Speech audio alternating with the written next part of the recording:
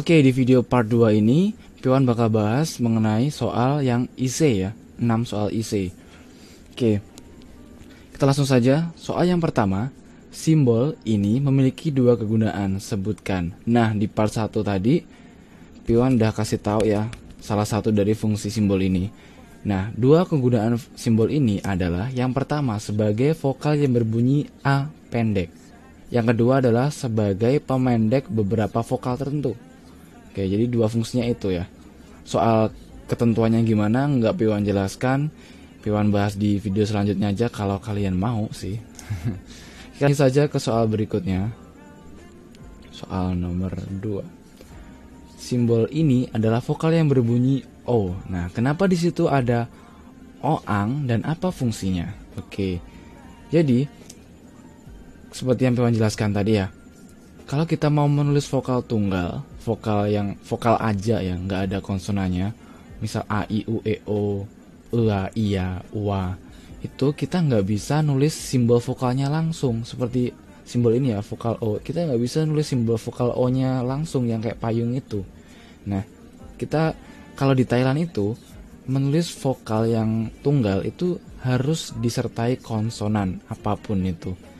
Jadi terus gimana dong kita nulis vokal O aja kalau harus dikasih konsonan? Kalau dikasih konsonan, misal kalau dikasih K jadi ko dong. Kalau kita kasih S jadi so dong. Terus gimana kalau pengennya nulis vokalnya bunyinya O aja? Nah, di Thailand itu ada huruf namanya oang. Nah, oang ini adalah konsonan senyap, dia nggak ada suaranya. Nah, kalau kita mau menulis O aja, kita kasih deh konsonan yang nggak ada suaranya ini. Jadi nah, simbol vokal plus konsonannya. Konsonannya adalah konsonan senyap. Jadi fungsinya oang di sini adalah sebagai pendamping simbol vokal. Karena vokal itu nggak bisa berdiri sendiri, dia nggak bisa jomblo, dia harus didampingi seperti itu. Gitu ya, paham ya cara menulis vokal yang berdiri sendiri harus ada konsonannya. Dan konsonannya adalah konsonan yang senyap seperti itu. Paham ya? Oke, lanjut nomor 3 kalau gitu.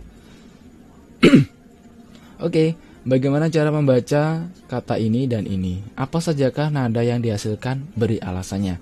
Oke, kata yang pertama dibaca sa. Nada yang dihasilkan adalah nada bangkit. Alasannya adalah karena konsonan kelas tinggi S diakhiri vokal panjang pasti nadanya adalah bangkit. Oke ya. Sekarang kata yang kedua dibaca pak. Nada yang dihasilkan adalah nada rendah.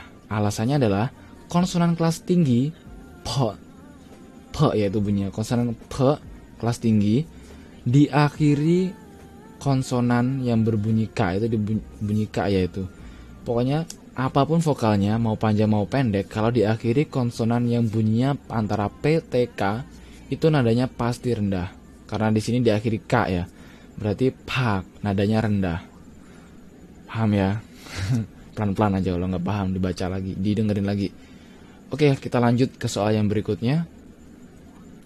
Dibagi jadi berapa jenis konsonan akhiran itu? Apa saja dan jelaskan. Nah, sebelumnya konsonan akhiran itu adalah konsonan yang posisinya itu di akhir suku kata. Suku kata ya, bukan kata ya, suku kata. Jadi, kalau misal ada kata one, W itu namanya konsonan awalan atau konsonan inisial. Sedangkan N di situ adalah konsonan akhiran atau konsonan final. Nah, jadi berarti konsonan akhiran itu adalah konsonan yang di akhir suku kata seperti itu ya. Nah, di Thailand bunyi konsonan akhiran itu cuma ada 8. Jadi 42 konsonan itu kalau dijadikan konsonan akhiran itu bunyinya cuma ada 8 bunyi aja jadinya. Nah, soal lebih detailnya nggak dibahas di sini ya, terlalu panjang. Kita bahas di video terpisah aja. Nah, 8 bunyi akhiran tadi dibagi jadi 2, yaitu konsonan akhiran mati dan konsonan akhiran sonoran. Konsonan akhiran mati itu ada 3 bunyi, yaitu p, t, k. Sedangkan akhiran sonoran itu ada m, ne, nge, we, ye. Ada 5. Total ada 8 ya. Oke. Jadi Konsonan akhiran itu dibagi jadi dua, yaitu mati dan sonoran. Yang mati itu ada pe, te, ke. Yang sonoran itu ada menenge, we, ye. Seperti itu. Harus tahu ya, ini penting soalnya. Oke, lanjut ke soal berikutnya. Apa yang kamu ketahui tentang konsonan akhiran atau konsonan penutup? Nah, ini udah dibahas sebelumnya tadi ya, yaitu konsonan yang posisinya di akhir suku kata. Dah, sesimpel itu. Oke, langsung saja ke soal yang berikutnya. Oke. Konsonan kelas tengah memiliki dua kemungkinan nada yang terjadi. Apa sajakah itu? Jelaskan. Nah, untuk soal ini Piwan mohon maaf banget. Ini adalah soal yang ambigu ya. Soalnya gini alasannya. Soalnya di muridnya Piwan itu yang di les-lesan itu belajarnya masih mengenai konsonan kelas tengah dan tinggi. Dan di situ Piwan ajarin sekalian cara menggabungkan dengan vokal dan cara bunyinya sekaligus nada yang dihasilkan. Dan di sini maksud dari soal ini adalah dua kemungkinan nada yang terjadi tanpa simbol nada.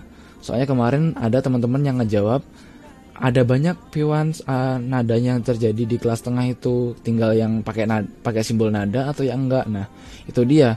Piwan kurang spesifik ya nulis soalnya. Jadi ya Piwan maklumi aja lah untuk soal yang ini. Tapi untuk menjawab soal ini, dua kemungkinan nada yang terjadi kalau kelas tengah dan nggak pakai simbol nada itu nadanya adalah nada datar sama nada rendah. Nah, nada datar itu terjadi kalau konsonan kelas tengah diakhiri vokal kalau konsonan kelas tengah diakhiri vokal panjang atau diakhiri konsonan akhiran sonoran, itu nadanya datar. Kalau nada rendah itu adalah konsonan kelas tengah diakhiri vokal pendek atau konsonan akhiran mati. Seperti itu. Oke ya, semoga paham ya. Udah komplit 6 soal. Kalau belum paham ya dipelajari lagi, diputar dari awal lagi, insya Allah paham lah. Karena ya paham itu nggak harus sekali, nggak ya, mungkin ada orang yang pahamnya itu berkali-kali dulu baru paham. Tuan dulu belajar juga nggak sekali baca, sekali dengerin langsung hafal. Kalau udah menyerah di titik awal ya nggak usah pengen bisa kalau gitu ya. Jadi ya semangat lah, kesulitan pasti ada. Kalau kita berhasil melawan kesulitan itu ya pasti kita jadi bisa. Oke, nggak usah panjang lebar lagi, udah cukup ya penjelasannya. Semoga bermanfaat. Nah, jangan lupa nih kasih komentarnya atau sarannya atau request atau apa aja lah yang bagus-bagus pokoknya. Kalau kritik dan saran tuh yang membangun, jangan yang memaki, jangan yang kasar, jangan menjelekkan, pokoknya yang bagus-bagus aja lah ya. Jadi Piwan ikhlas ngasih ilmunya, kalian juga bolehlah kasih masukan, saran ataupun request ya, biar ilmunya berjalan terus, nggak berhenti di Piwan ya. Oke, sampai ketemu di video selanjutnya. Jangan lupa ya komen sama request atau sarannya ya. Sampai ketemu di video selanjutnya. Swadika.